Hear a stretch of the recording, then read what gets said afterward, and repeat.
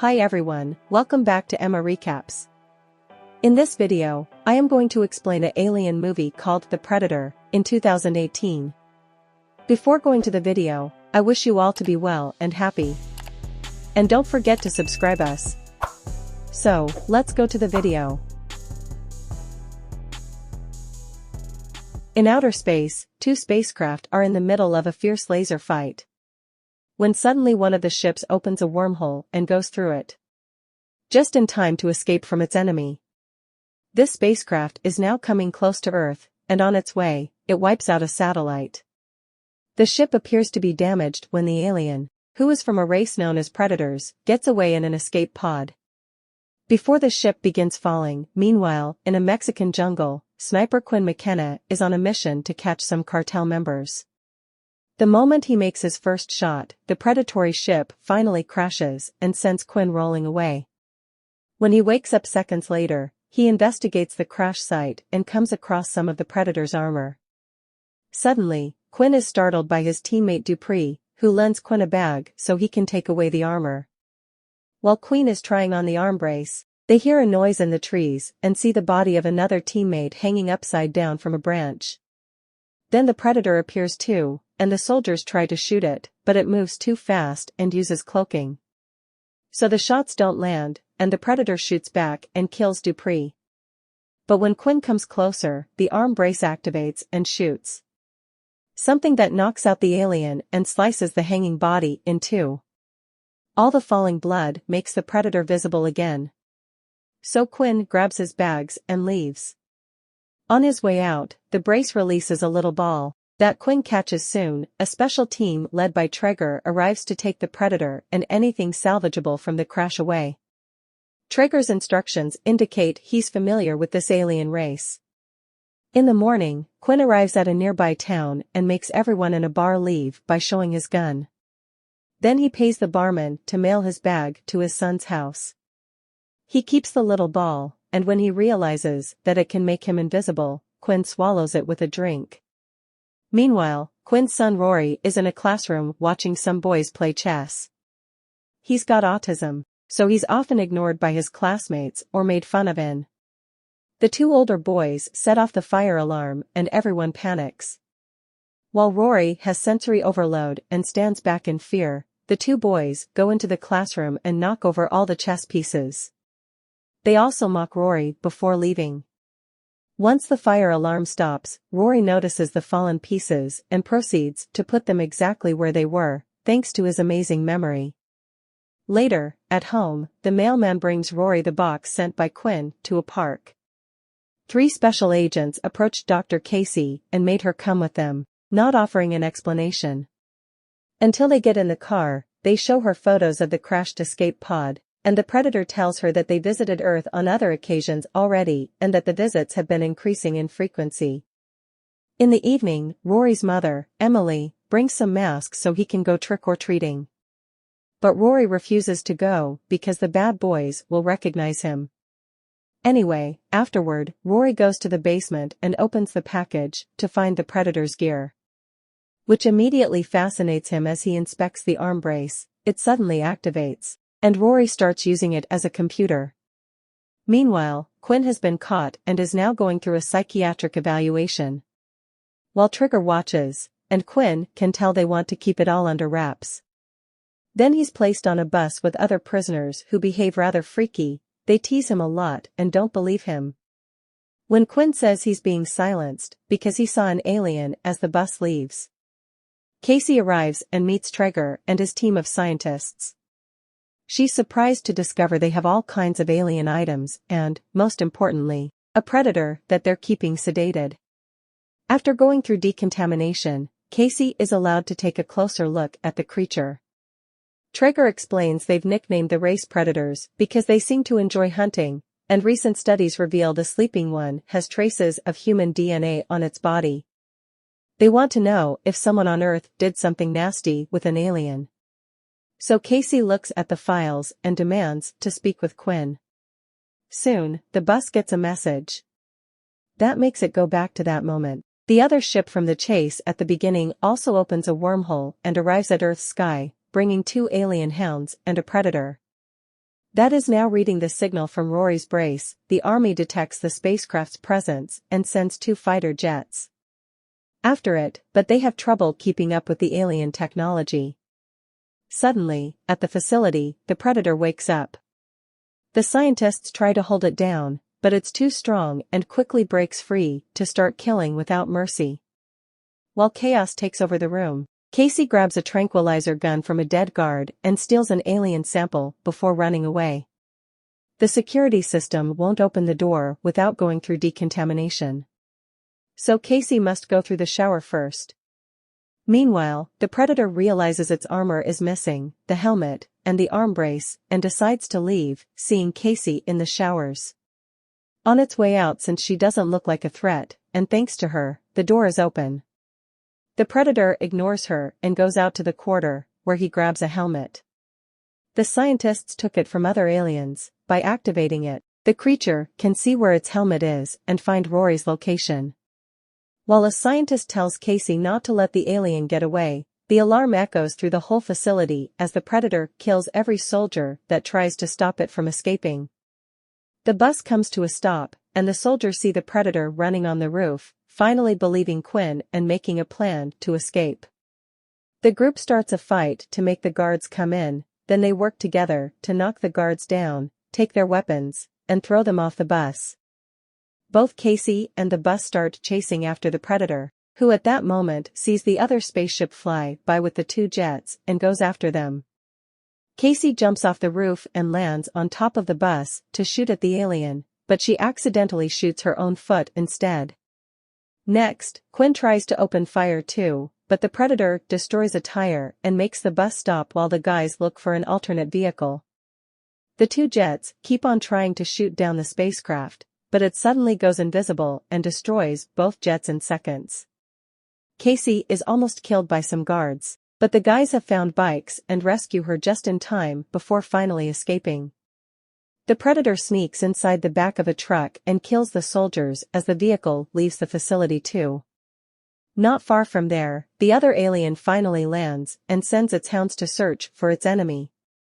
In the meantime, the soldiers hide in a motel room and wait for Casey to wake up. When she does, she thinks she's in danger and grabs a shotgun, but Quinn quickly stops her and explains that on her side, it was Trigger's men who tried to kill her for stealing the sample. Casey accepts to work with them and tells them what she knows, which makes Quinn realize the predator is going after Rory to retrieve its gear. Meanwhile, Rory discovers the helmet is on and tries it on. He sees a clip of how the predators improve themselves by injecting their bodies with the DNA of other species, which explains the human DNA they found in the facility. Rory decides to go trick-or-treating with the helmet and the arm brace as his costume. By the time the soldiers arrive at the house, Rory is already gone, so Quinn explains everything to Emily, who lends Quinn a weapon so he can go save their son. At first, the other soldiers don't want to get in danger again, but after Emily tells them how good Quinn is at what he does one by one, they end up joining the hunt. They agree to split into pairs to cover more ground. Back to Rory, he's sadly recognized by the prankster duo, and they immediately begin making fun of him, trying to ignore them. Rory goes to knock on a house and gets no answer, but the owner appears on the balcony and also makes fun of Rory as he throws something at him.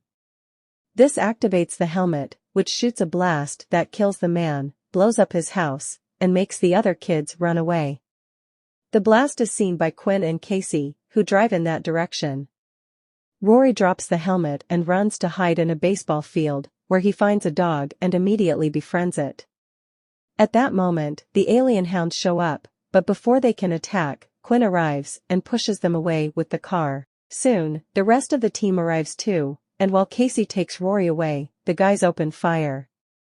Quinn runs when a hound comes after him, but after a bit of chasing, he manages to blow the beast up by shooting a few grenades into its mouth, while the other one is shot to death. Casey takes some samples, only to be interrupted by the sudden appearance of a predator who grabs Nettles and threatens to kill him to make the group drop their weapons. They do as told, but Quinn quickly grabs his weapon again and shoots at the predator, making him release Nettles. Afterward, everyone runs to hide inside Rory's school, right before the alien blows up the front door, knowing what the predator wants. Quinn takes the mini computer from Rory's brace. The predator finds them and grabs Quinn by the neck, so Quinn gives back the device before the beast can react. The alien drops Quinn and falls through the window. It turns out it's been pulled out by the other predator. As the humans drive away, the aliens battle each other, and the bigger predator easily wins by smashing the smaller one into a car and tearing its skull and spine out. The police are approaching, so the predator looks at the humans' identities on the device before turning invisible to escape afterwards. Quinn calls Emily to check on her, but government agents are watching her. So she destroys her phone to stop them from getting to her husband. Meanwhile, Traeger and his guys find the predator's body, and Traeger determines that the bigger predator was hunting this one for something he stole. He wants this thing that seems so important, and to find the ship, he realizes he must find Rory back in the group. They're now hiding in a barn, and by looking at the sample, Casey confirms that the predators are upgrading themselves. Suddenly, they hear some noises and discover the other hound to survive the grenades. They follow them here, but Nettles doesn't let them shoot it because it's behaving just like a dog and it could be useful. Casey tries to communicate with it, but at that moment Traeger arrives in a helicopter, so she throws something for the hound to go after and hide. The rest of the group also hides while Traeger asks Quinn and Casey where the arm brace is since they refuse to answer. The agents hit Quinn. While Traeger interrogates Casey, he explains that predators know the human race is destroying the planet and doesn't have much time left, so they're gathering the best DNA before we go extinct. At Emily's house, the agents are looking around for the alien gear when suddenly the predator bursts into Emily's hide while the alien kills all the agents in seconds, then looks at Rory's desk to discover a map with the location of the ship. That same map is currently being drawn by Rory, and the agent watching over him quickly catches on, so he lets Trigger know immediately. Trigger takes Rory away in the helicopter, leaving only a few men to kill the duo. Quinn easily beats two of them up with his expert skills, and when the third one is about to kill Casey, the hound shows up and pukes a grenade. Casey uses the distraction to hit the guy with a chair, then jumps off before the grenade blows up on his way out. Quinn encounters Nebraska beating up the last of the guards, then they reunite with Casey, and when they wonder how to escape, the rest of the team shows up in a helicopter to take them away while the hound follows them on the ground. Soon, everyone arrives at the site of the other ship. Traeger makes Rory unlock the door, and they come inside, where Traeger orders his men to take everything. Suddenly, one of the agents is pushed away, and it's revealed that Quinn has been following them by using the cloaking device from the ball after killing or knocking down all the guards. Quinn captures Traeger and brings him outside, where the rest of the group is taking down a few agents to surround the place. Suddenly, one of Quinn's friends is attacked by the predator, but before dying, he manages to shoot a flare. The distraction allows Traeger to hit Quinn and run away, which causes a gunfight to start between Quinn's men and Traeger's. Quinn hides with Rory and gives him the cloaking device while the predator jumps in and kills most of Traeger's men, causing a jeep to turn and explode nearby. Then it enters the ship and sends out a message through the speakers that makes everyone's ears hurt. Before it begins translating, the alien explains that it came to destroy the ship, and nobody can have it. It also wants McKenna as its prize because he's the best warrior in the group. The predator ends the message by setting off a timer to destroy the ship. Queen and Traeger agree to leave their fight behind to work together. Traeger tries to take some alien things before leaving, but the hound immediately stops him. Both teams hide in the forest, and the predator leaves the ship right before it finally blows up. Seconds later, the humans hear a weird noise, and suddenly a predatory weapon flies in, cutting an agent's arm. Trigger shoots the guy because he considers him useless now, so the predator steals the body to feed. The teams begin to back off as they open fire, and two of Quinn's friends decide to play bait. Traeger tries to kill it with its own weapon, but it ends up blowing his head off instead. Eventually, the predator catches on fire, but it doesn't bother it much, so it hurts the two friends before they push it down the hill, because their injuries are so severe the duo won't be able to survive this, so they kill each other to avoid the pain. Soon, the predator comes back and pushes Casey and Quinn away to drag Rory, who is the real McKenna he's been asking for all this time because he's next in the evolutionary line. As the alien takes Rory away in his ship, the boy drops the little ball, and in the process, Quinn, Nebraska, and Nettles hop on top of the spacecraft as it takes off and pushes Casey away before she can also jump inside. Rory sees the predator activating the force field and warns his dad through the communications, so he dodges it quickly. However, Nebraska is left outside of it, and Nellie loses his legs before falling to his death. Next, Nebraska decides to self-delete into the ship's turbine to make it start falling. Quinn uses the protection of the force field to sneak inside, but he can barely shoot the predator a few times before the ship starts shaking and he falls away, only surviving because his leg gets stuck on some rope. The spacecraft finally crashes, and the predator comes out to start fighting Quinn, but the human isn't strong enough to end such a strong beast. When the predator is about to end him, it's revealed Casey is using the cloaking device and jumps on the predator from behind to shoot it in the head. After she falls, Quinn pushes the alien off the edge, where it loses its arm. When Rory activates the force field, Casey catches the arm and throws at Quinn, who immediately shoots to knock down the predator, ending it with a few shots to the head afterward. Quinn takes several items from his fallen comrades, and he and Rory take a moment to memorialize the men. Sometime later, Quinn visits a new government facility that is preparing to fight aliens in the future. With the help of Rory's knowledge, they finally found the mysterious item that the predator had stolen and was being chased for. It turns out to be powerful armor that Rory says is called the Predator Killer. It seems the alien was bringing it to Earth so humans could fight against its own race. The armor wraps itself around a scientist and looks like it may open fire, but it soon turns off and goes back to normal. Quinn then declares that this is his new suit.